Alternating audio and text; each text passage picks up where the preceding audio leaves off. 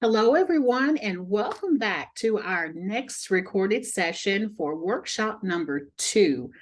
This series is kind of a lengthy one, so there will be several videos in this particular series that are a part of this presentation. So you will hear at the end of this recording, of course, that the second half will be talking about, yada, yada, yada. But all portions of this presentation will be available to you at the same time. But I would like for everyone to, just kind of take your time to kind of digest the material. So that's why I wanted to kind of break it up, right, into several parts.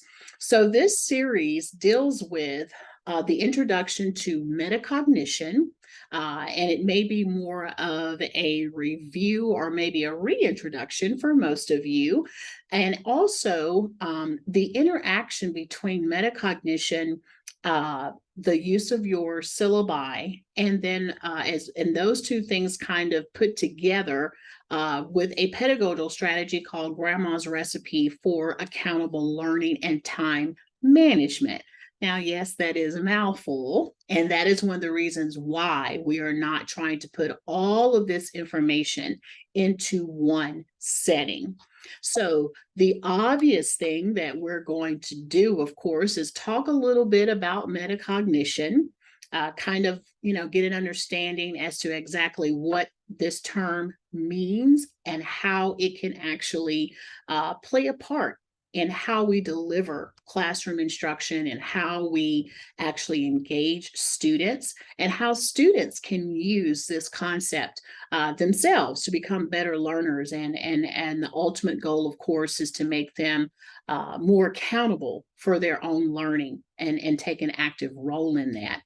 So the outline of this entire series starts with that introduction, but then goes into a little bit of my story of how I actually got interested in metacognition and how I've actually been able to use it over the years and how it's been helpful to me as a faculty member. And hopefully some of that interaction will prompt, right, some interest for you to actually kind of dive into some of those strategies and some of the theory behind it that you could possibly use in your own pedagogy and interaction with students. Then I will present, some actual examples and collaborations and things of that nature that are already in existence and that are thriving and doing well for both faculty and students. Outside of the scope of this part of the presentation, you will probably get a little bit of an introduction, maybe a little bit about the actual strategy, Grandma's Recipe for Accountable Learning and Time Management. But the second half of this, or the second video for this workshop, will basically concentrate on that strategy, going through it step by step, coming up with a little bit of how it actually came to fruition and how it was used, and hopefully give some examples and some input on how you may possibly want to entertain that strategy for your own courses. We'll then talk a little bit in the third video about this whole concept of mindset and how that plays such an important part, not just along with metacognition, but also just in delivery of instruction, classroom atmosphere, and as well as, pedagogy delivery. And then hopefully have some kind of cumulative types of tidbits for the end of the series. And of course, if we were in person, I would definitely take any questions that you have. But since this is a recording, and if you're listening for the first time and you did not attend the actual in-person workshop or the virtual workshop where you had the opportunity to ask questions, please feel free to email me at CTL, which Center for Teaching and Learning, CTL at stillman.edu. And I will definitely set up a time to either converse with you in person, or we can do it virtually or via email. Okay. All right. So let's get into this. All righty. So if we were in person, the very first thing that I would ask you is, what is metacognition? Okay. And if you are listening through this recording and you've actually heard of the word metacognition before and you have some type of idea, I want you to kind of think about what it is that you know about this term, metacognition. Well, usually the first thing that someone says when you say metacognition, they say, oh, okay, cognitive. Must have something to do with maybe the brain or thinking. And that is definitely a part of it, right? So, one of the things I love about this definition of this word is that it has so many tentacles to it, some really good stuff. I did not say that as a disclaimer, come up with this, of course. There is so much work that has been done in this area, and Flavel is the person that is actually accredited to coming up with this term, but it is the description that really helps with how you kind of want to format the integration of metacognition into, what it is that you do. And so the first tentacle is the one that most people remember and that they are familiar with. Thinking about one's own thinking.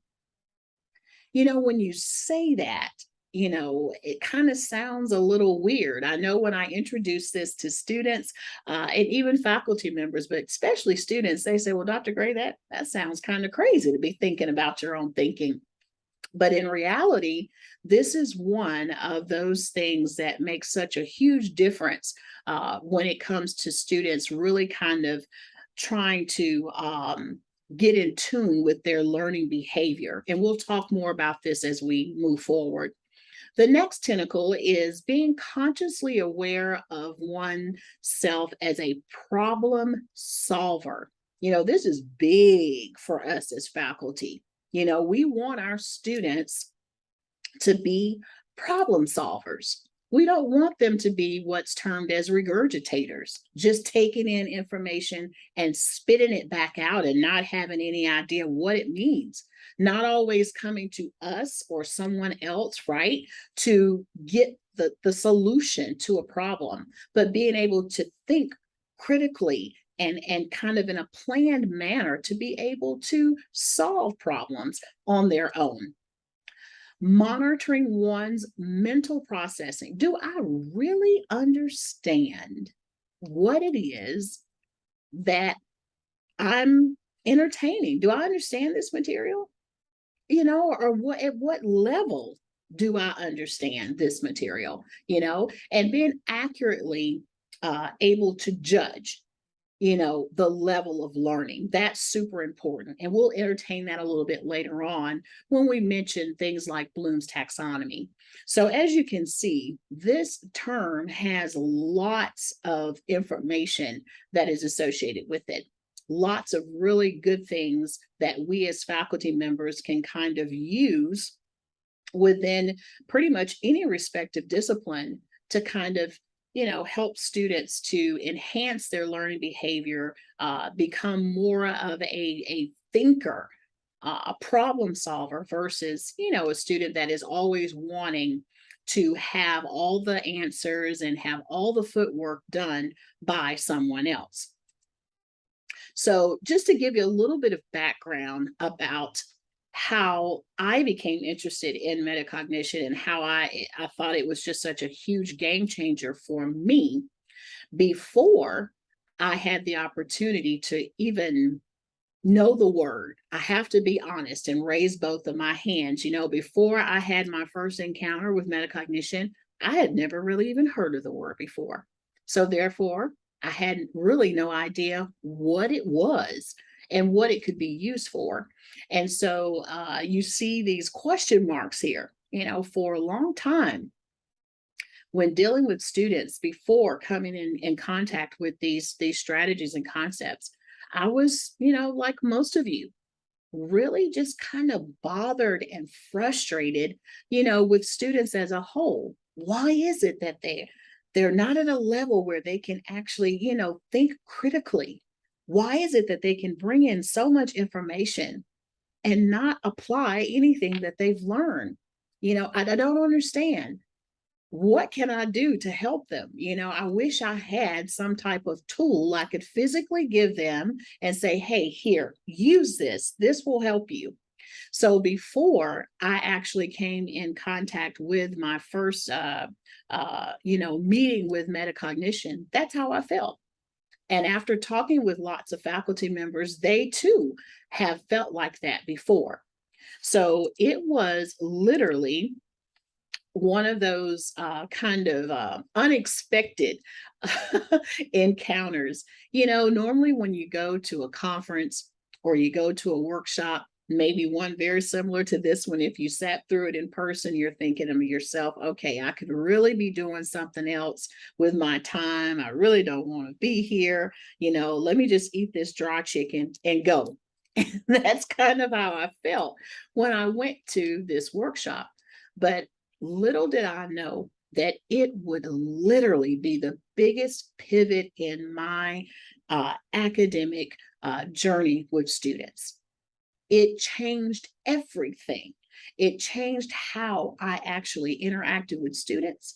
It changed how I constructed my syllabi. It changed how I assessed students. And it changed my helplessness of not having a tool to give to my students to help themselves, give them something that they could actually use to help themselves. So just to give credit where credit is due, this beautiful soul right here, Dr. Sandra Mcguire, she was actually given a presentation at this workshop that I was going to, and it was about metacognition. And when she started talking about all these different strategies and how you could use this to help students, I was just amazed at what were the possibilities that I now had for my students. There is a book, one of two, that she has written called Teach Students How to Learn. This is probably one of the most powerful pieces that I have in my literary repository. And I would highly suggest to each and every one of you that are viewing this, that you get a copy of this book and read it. Anyone that deals with students on a level of teaching and giving instruction, it will make such a huge difference in how you do that and how effective you are. That's just my personal 2 cents, but a wonderful piece of literature. She went even a step further and created a piece of literature for students to help them to actually, have some accountability for their own learning. It's called Teach Yourself How to Learn.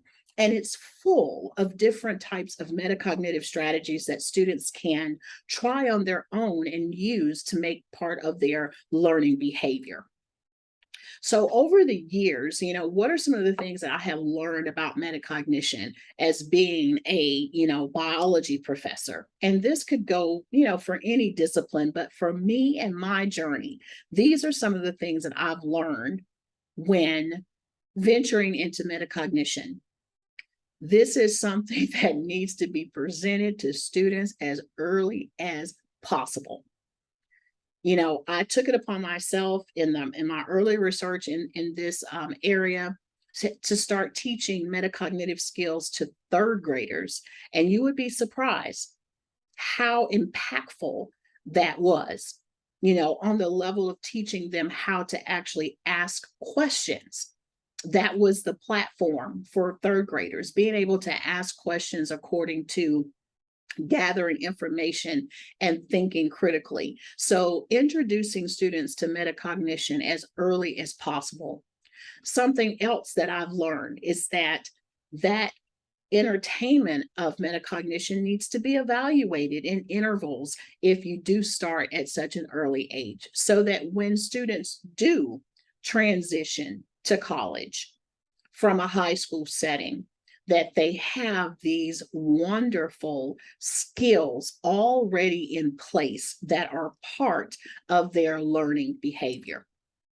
And of course, the last thing that I have learned is that this information must be shared with as many students, colleagues, institutions as possible.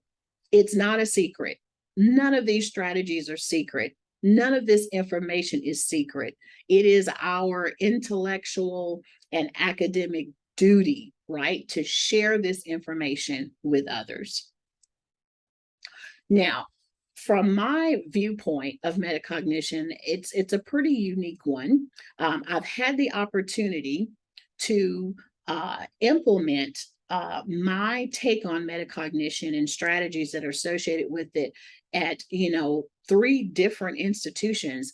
But my first implementation and my first encounter was right here at this amazing campus, Stillman College. And it was after dealing with my students and kind of taking the pulse of my students. I saw things like preparation levels. There was great deficiency in those levels, especially when it comes to how prepared the students were before they got to the institution. Motivation levels low among students, not having any innate confidence that they could actually entertain a discipline like, say, maybe science or math. And as I said, once I went to this workshop for metacognition, it was a huge game changer for me. So being at 3 institutions that are really dynamically different from each other as far as the audience, right? When I am entertaining my students at Alabama, I have to change things a little bit, and it's a little different when I'm entertaining students at UAB or when I'm entertaining students at Stillman. So one of the wonderful things about metacognition and these strategies that we're going to discuss is that there is great flexibility. There's great flexibility within disciplines. There is great flexibility. So there's no cookie cutter way to actually implement a lot of this information. So one of these strategies that I actually came up with, one of the very first ones that dealt with metacognition that I think has been very, very, very successful over the years, has to do with the way that we entertain students on the first day of class, the first week of class, and that first exam or that first big assessment. And I wanted to pass this on to everyone today because, like I said, it's very flexible and it may be something that you actually want to try within your own classes or disciplines. So the first day, traditionally, what do we do? What I used to do. I don't do this anymore. I haven't done it for years. But that first day, normally we call that the syllabus day, right? We sit up there and we read the syllabus to students and we go through all the housekeeping, and they're just kind of just sitting there, kind of eyes glazed, because more than likely they have a version of it on Canvas. You may or may not have a printout for them. So they can read either situation. They can read the information that is there. So one of the changes that I made as far as utilizing metacognition on the first day is that I no longer use that first day of class as the syllabus day.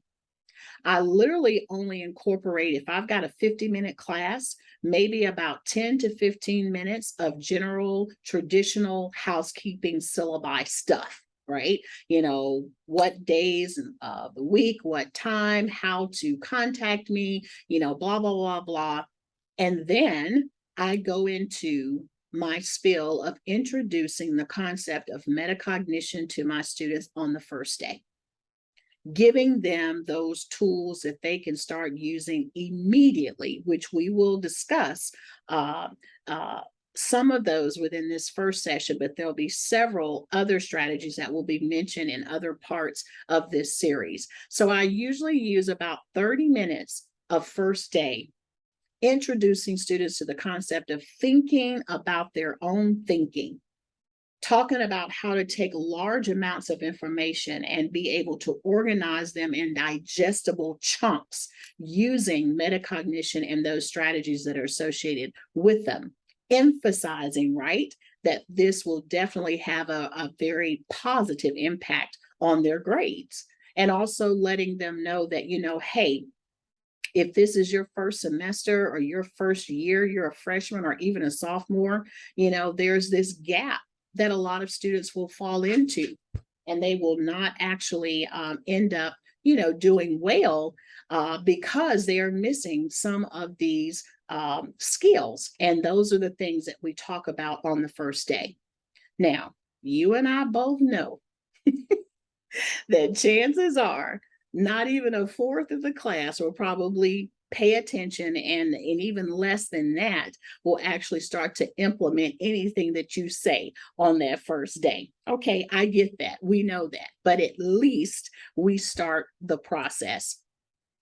During the first week of classes, I will normally have an in-person after hours type of presentation on metacognition that is usually specific for the discipline that I am in, and sometimes even more specific for the course that I am teaching. And it is the full spiel on metacognition that I, came up with for students. Normally, we will offer food. If you offer food, the students, they will come, right? Not all of them. Some will come, some will not, but the opportunity is there.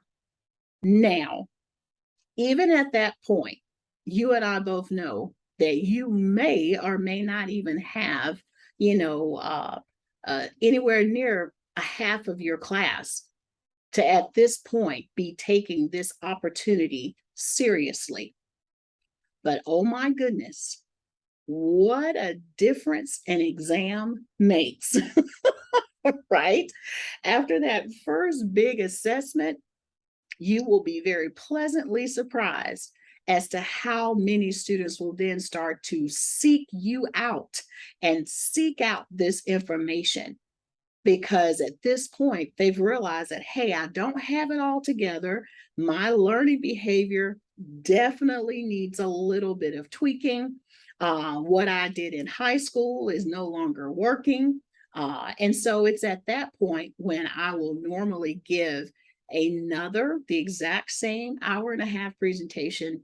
And normally at that time, it's standing room only, because now I really, really, really have most of the class's attention. So we're hoping and keeping our fingers crossed, right, that if we were to use this strategy, that we would have more students onboarding before they actually take that first big assessment. But chances are that probably won't happen, but we're going to be hopeful. Okay, so this is called the first day, the first week, the first exam, metacognition utilization. And hopefully you're looking at this saying, you know what, I teach English, or I teach math. This may be a way I can do it this way for my students, because every discipline is going to be a little different, right? Every course is going to be a little different. The next thing that I would like to share with everyone is that, we were talking about setting the tone for that first day. The first day of class is the most important day of the entire semester.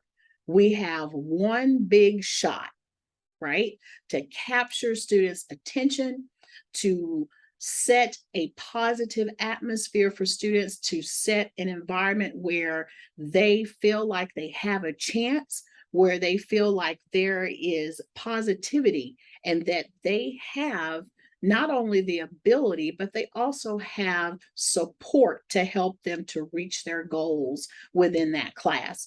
So one of the things that I do, and this is what I love about this particular strategy, because I've seen so many different takes on this from faculty. For me, before I actually come into the room on the first day of class, I will have this slide up on the screen. And Students will come in and, they're like, okay, this is biology or this is genetics. What does this have to do? So they're already kind of, I have their attention, but they don't know it. So when I come into the room, I don't even give introductions. I just simply come in and I say, I need everyone to indulge me, please. Let's read what's up on the screen twice. Here we go. Every student reading this slide is smart. Again, every student reading this slide is smart. And then I ask, do you believe that? That's where the really interesting moment comes. Some students will raise their hand and they'll say yes. Some will shake their heads and they'll be like, no. And then some, I don't know. This is my first opportunity to put that first positive stamp of confidence into their memory. And I say, every student in here is smart. So we are never going to debate this again.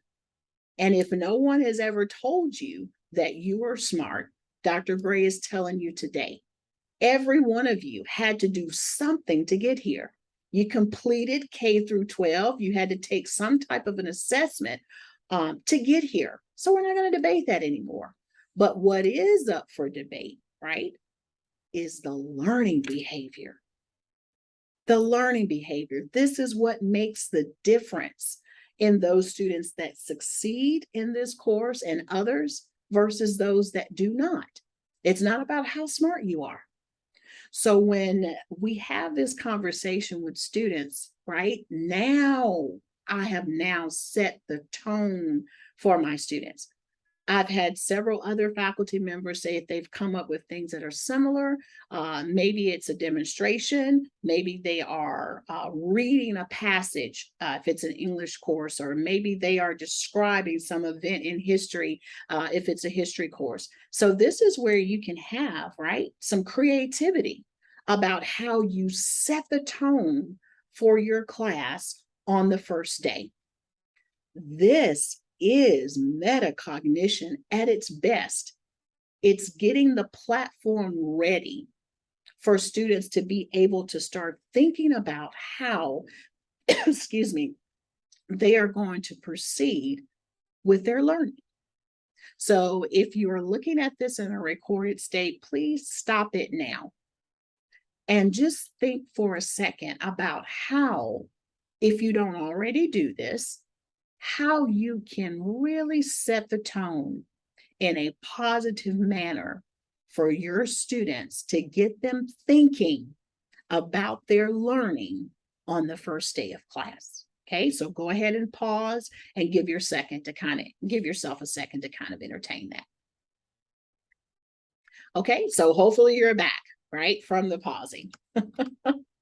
Okay, so right off the bat, we're gonna have a quiz. If you're in person, this will be really kind of eye-opening for you.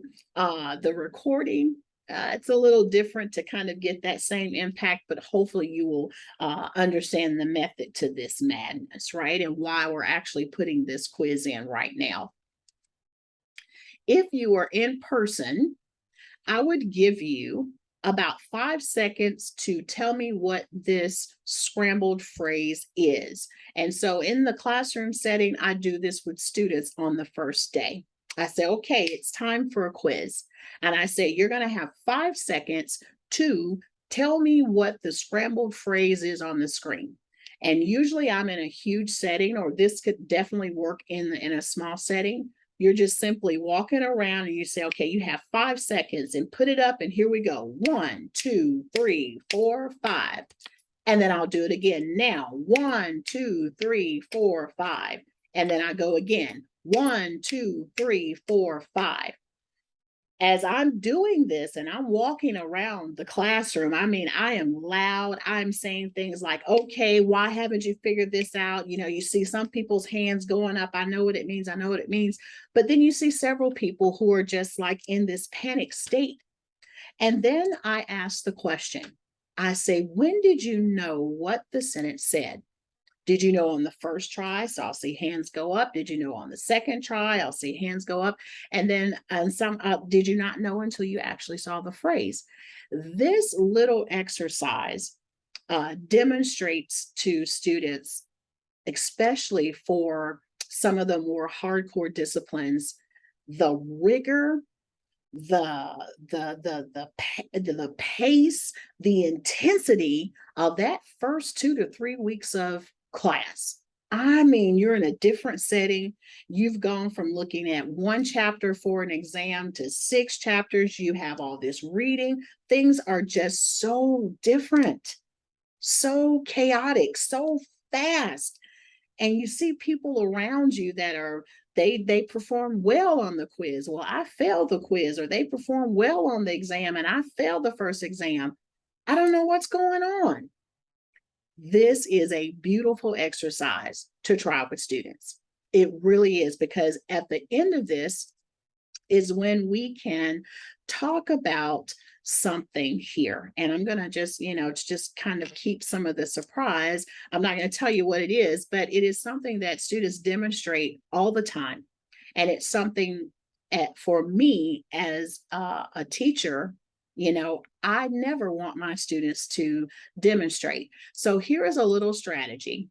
Here's another quiz to allude to what we just talked about. Okay, and then we're going to talk about the term.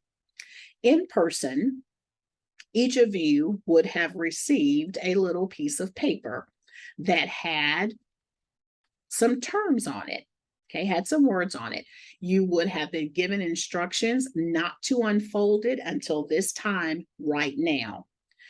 And I would give instructions to say that when you unfold your piece of paper, you are going to not share it with anyone.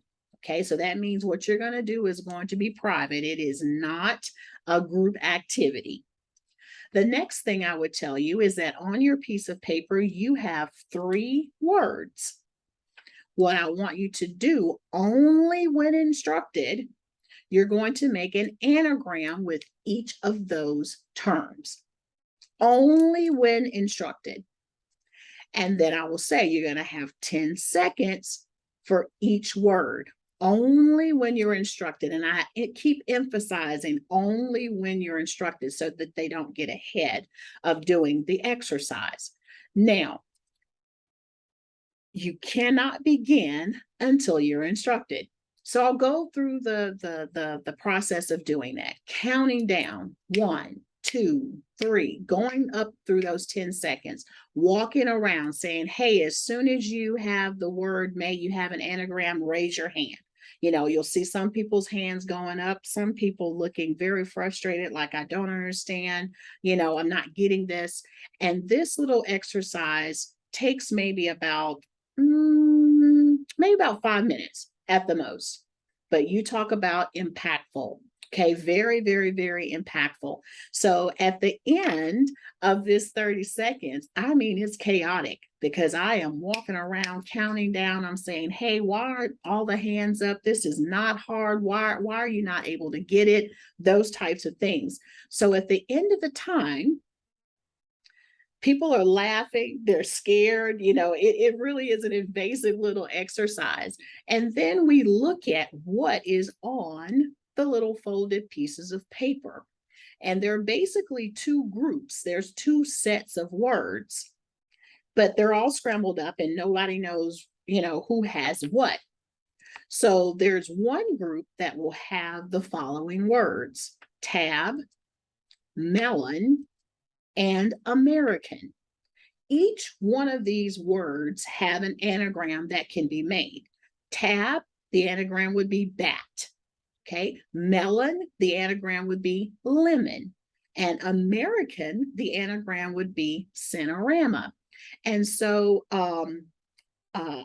cinema. And so the second group, let's look at their words. The first word is whirl. There is no anagram for that.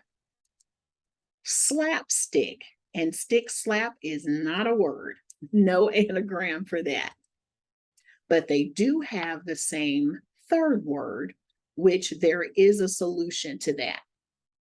You will notice during this exercise that, the people that have group A words, most of them, group B words, most of them will not even attempt the third word because they see no solution for the first two. So they don't even attempt the third word.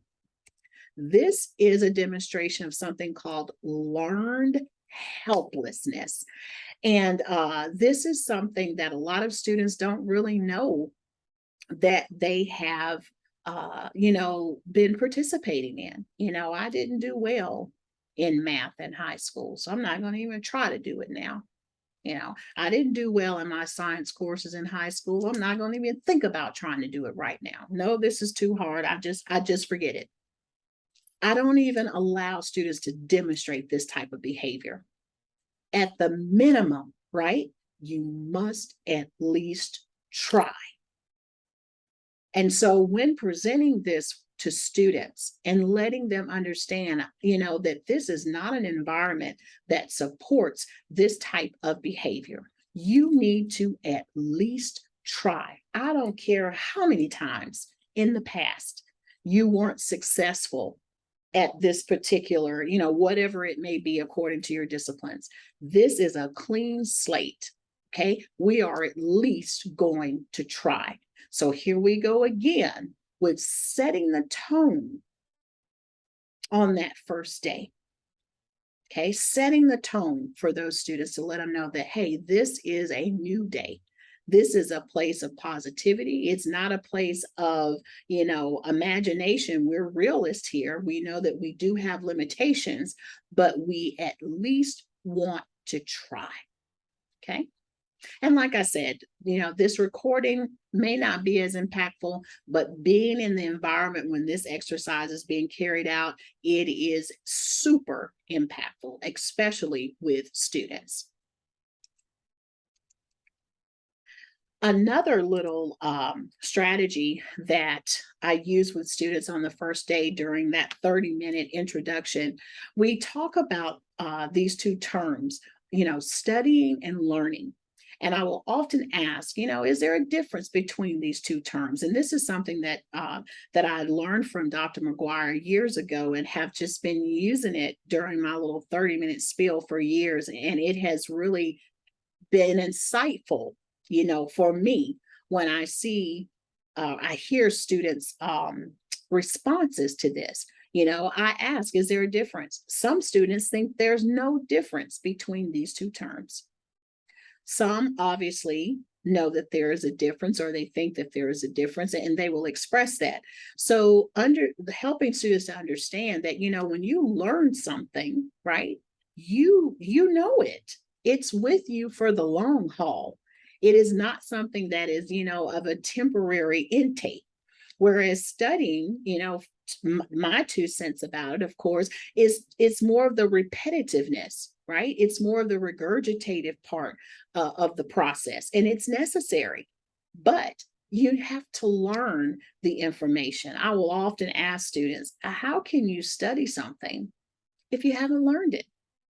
And that often boggles them when I ask that question. But just having a very quick 1 to 2 minute conversation about studying and learning. And one of the things that I'll talk about often in that longer presentation when I have students to come with pizza is this whole business of studying and learning and staying in that learning mode versus staying in the studying mode. I ask the question, which of these tasks would you work harder for? And it's at this point I say, please be honest with me. Don't lie. Tell me the truth. And about 95% of the time, students will choose A. I just want to make an A on the test. That's really all I want to do. And then I go into talking about, what if I told you that in 5 days, you're going to have to teach this concept to the class, and you're going to be graded on it. This is what, your exam is going to be. You've got to get this material and be able to present it to the class. How much of an effort would you put towards, this information now? And of course, the whole response and interaction changes because they were like, I'd have to look these things up. I have to be able to understand it. Then I have to practice, telling someone else. And I say, you know what? That is one of the best metacognitive strategies that you can take right now with you for the rest of your life. Always entertain information as if you have to teach it to someone else. Because if you have to teach it, you're going to make sure you know what you're talking about. And I always use the example, when I stand in front of you to teach, even though I may have been teaching a particular subject matter for 20 years, I still prepare to make sure there's not anything new out there, and making sure that I really understand well enough to convey it to my students. So this is a very simple and a very immediate strategy that students can actually start using on the first day of class. And I talked briefly about staying in that learning mode and not in the studying mode, but that has to do with students understanding, first of all, what those two terms mean individually and how they are associated with each other. It is at this point that I will introduce another little strategy that myself and a colleague at another institution kind of came up with, and it's a very simple one. This is also another strategy, metacognitive strategy, that students can actually use starting on that first day. And it has to do with 3 questions. And, just from life experience, I found out that these 3 questions can be applied to just about everything when you're wanting to make sure that you really understand a particular concept. So the first question is, what is it? If you are entertaining a subject matter or concept or a big piece of material, the first thing to make sure that you are aware of is, what is it? Are we talking about atoms? Are we talking about cars? Are we talking about the Civil War? What is it that this information is talking about? Okay. The next thing, what does it do? What's its importance? What is its function? Why are you spending 50 minutes out of my day and your instruction time to be talking about this? Okay. What's the importance? The third question is the question that is like the Willy Wonka ticket. How does it do it? And I explain to students that this is where assessments come from. How does it work? What does it do? What are the intricate parts of the concept? And I always give a toaster as an example, right? If you put a piece of bread in the toaster, how is it that the bread becomes toast? Well, most people will say, well, hey, you just put it in, you press the button, and then it pops up when it's ready and you have toast. Okay, that's what is it, and that's what does it do. But how does that toast come up finished like that? Well, there are heating elements in there. There are little springs, and there's technology that when the temperature gets to a certain level, it causes the spring to release the bread according to the temperature that that you've set, or the brownness that you've set. And then once that's reached, boom, the bread pops up. So just me going through, right, that process sounds longer than what is it and what does it do. If you know how it does it, you know that it's toast. You know that it's a toaster, right? You know that it toasts bread, but now you know how it does it. So these 3 questions, with a little bit of tweaking, I think with just about any discipline, the student would be able to cover and really retain and take in most of the important concepts, right, from a body of material. So these 3 questions, teaching students to ask these 3 questions about material that they are receiving in units or chapters or whatever it is a really good start for them to start thinking metacognitively about the information, being able to critically kind of think about, plan, associate all of those wonderful words that we love, right? As instructors. Okay. All right. So the last few things that we'll talk about in this setting has to do still with setting that tone, introducing metacognition to students, and really kind of getting them to understand the importance of this particular concept. And most times, like I said, students will not really pay a whole lot of attention, right, before that major assessment. And so a lot of times that conversation, the big conversation, is usually after they've either failed or not done very well on the exam. But during that first day of introduction, I talk about the importance of implementing the metacognitive strategies before they take that first assessment, because they don't want to be in this situation right here. After they have taken the exam, they failed it, and then all of the attitude and the tears and the anger, everything starts coming out, and we hear things like, I have never made less than an A in my entire life, or I have never failed an exam. I did great in high school. Science is my favorite subject. I've always, all of that. And when I hear all of that, I give students time to kind of express themselves and get that out. And then I start asking questions. I say things like, how did you study for the test? And then I hear the traditional, I read all the PowerPoints. I came to all the lectures. Good Lord, Dr. Gray, I read all the chapters 2 times. I made 100 flashcards, those types of things. And then I say, okay, you made 100 flashcards. You read each chapter twice. And this is the score that you made. We need to talk about this, because obviously there is a breakdown somewhere. So then that is my opportunity, right, to start talking with them about how they can actually change their learning behavior to improve their grades. We start talking about those things that they did in high school, that were relative to assessments, that included things like study guides, right?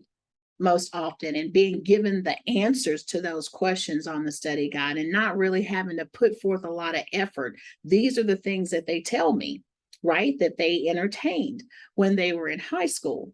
And then coming to college, especially, in a course that I'm teaching, they're not going to have a lot of those crutches that actually deplete effort. And so they're often asking for study guides that have direct concepts, exactly what they have to study, and that's different for them. So I explain to students that, these are the components that you use to make up your own study guide, right? This is going to increase your level of thinking. Using your books and your notes and your PowerPoints and all of your virtual information to create your own study guide. Right? If you use somebody else's study guide, they've already done all the footwork. They know that information that's there. Okay. And you're basically just regurgitating it by finding the answers and writing them down. But if you can pull from the sources that you have and come up with your own study guide, the level of retention will increase greatly. And your chances of doing well on that material is going to be a whole lot better. So explaining these types of concepts to students and helping them to understand that, we're going to have to increase that level of learning, that level of thinking, as well as effort, right? To make sure that you can meet the challenges of these courses that you are about to embark on. Now, this, of course, can be tailored differently according to your discipline that you're teaching or the type of course that you're teaching. It's just an example of kind of how I have done with some courses in the past. One of the other things that's also important on the first day is to stress the importance of attending lecture. We want our students to come to class. And now with everything being so virtual and hybrid or whatever the makeup is of the newness of our era, uh, there's still importance of either attending in person or at least attending the Zooms if they are asynchronous online, or making sure that they're listening to the videos and other virtual components. And so one of the things that I use on that first day is a very quick activity to show the importance of attending a lecture of mine in my course. I'll say, I want everyone to look up, and I want you to fill in this blank. Tell me what goes here. So I'll hear answers like A, U, O, I, and then I start throwing out things like blue square, Dr. Gray, the greenhouse, the copier. How do you know what goes in that blank? You have no idea what goes in that blank unless you were in the presence of the person that presented it, right? You're in the presence of the source of this material. So if I'm lecturing in my course on what I have designed, I know better than anyone not only what goes there, but how to present it to you with examples, right? With additional information that is not in the PowerPoint or that is not online. It is an in-person or interaction with me that's going to help you fill in that blank. So when presenting this to students, it's like, okay, they get it, right? And after they've attended a few of my lectures, they understand, okay, well, I need to go to Dr. Gray's class, because if I don't, I'm going to be missing something, right? So stressing the importance of attending lecture. Online, it's a little more, you have to be a little more creative, to get students to actually look at videos, or to read the papers, or to entertain the actual in-person discussion or interaction opportunities, all of which carry some type of consequence if they do not, participate. So just stressing the importance of attending lecture is important, because we all know that, you being there is an addition. It's not a subtraction. Being there, but not being there, you can definitely miss some things. So, and just stressing the importance of lecture. Okay, so with that, we're going to stop for this first section. Okay, I've gone through the definition of metacognition. I've talked about what the importances are that are associated with metacognition.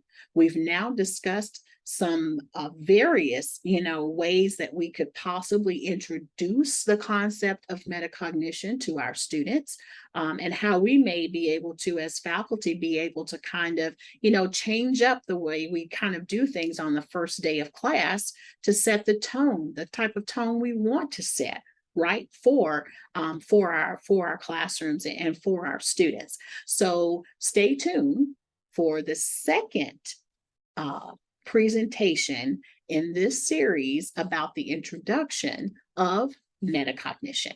See you soon.